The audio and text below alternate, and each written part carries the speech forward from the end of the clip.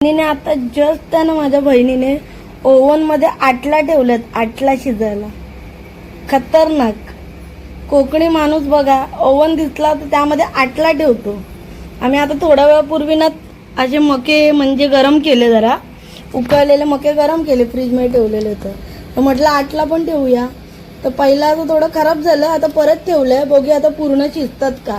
जरा प्रयोग सक्सेसफुल झाला तर तुम्ही पण ओव्हन मध्ये शिजवू शकता. आजच्या ब्लॉगची सुरुवात झालेली आहे खतरनाक एक्सपेरिमेंटने. ओव्हन मध्ये ठेवले आटला म्हणजे पंचाच्या बिया.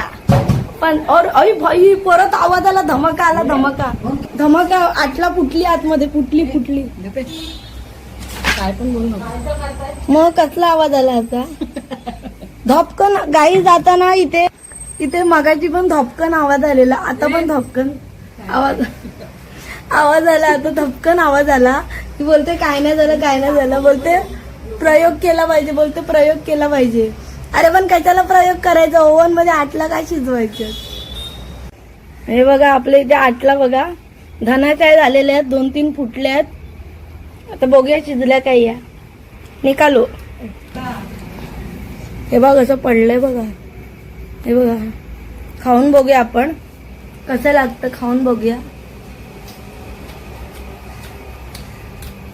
थोडंसं शिजलंय, पण याचा ना तव्यावर भाजतो तसा टेस्ट नाही येत. Direct plate. अरे विचित्र लागतं. गाई तव्यावरच करा, ओव्हन मध्ये नका करू.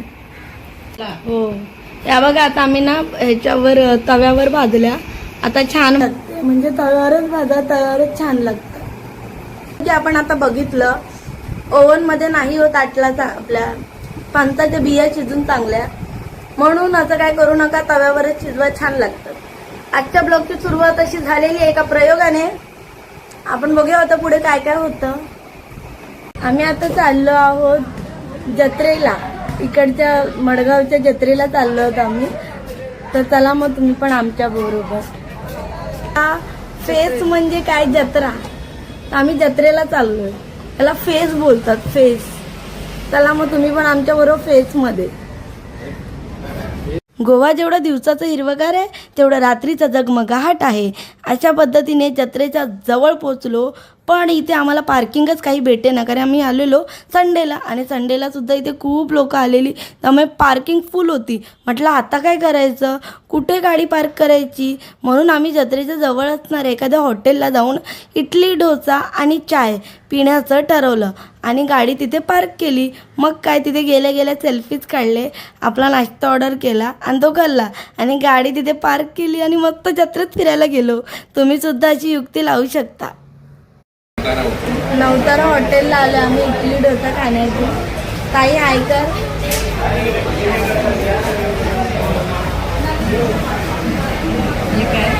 माझे दात चांगले दिसतात. आम्ही आता ना या हॉटेलला आलेलो आणि मी साधा डोसा खाल्ला आणि इडली खाल्ली आणि एक चाय घेतली आणि फक्त 170 रुपये झाले आणि छान होतं सगळं, मुंबईसारखं होतं. तर तुम्ही मडगावला आला तर नक्की हॉटेलला भेट द्या, छान होतं, स्वस्त होतं, एवढं महाग नव्हतं. काय डोसा आणि इडली आणि चाय भेटणार चांगली. चला आता आपण फेस मध्ये जाऊया, फेस काढायला.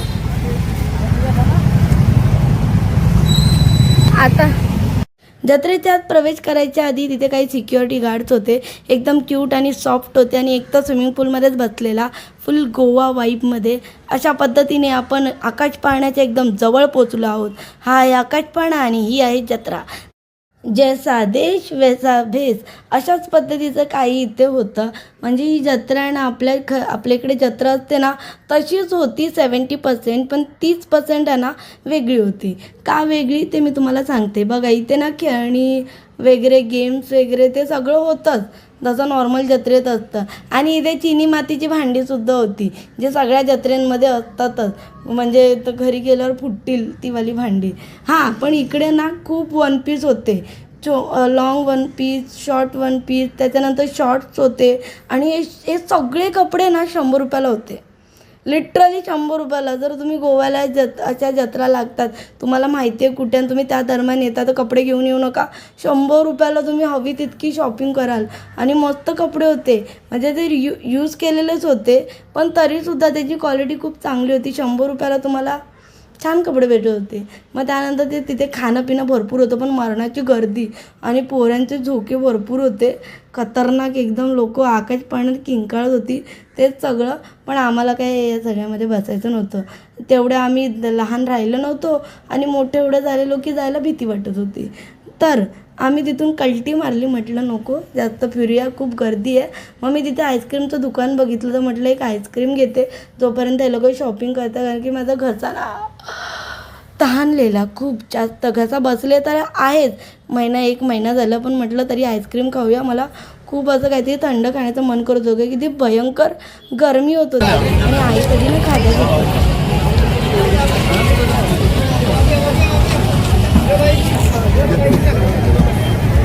मी आहे ना आईस्क्रीम घेतलं, स्ट्रॉबेरी आईस्क्रीम. मला खूप गरम होत होतं आणि आईसाठी आहे ना घेतो. हा बघा, हा बघा शिवसेनाचा टेडी बेअर, पूर्ण भगवा डायनोसॉर.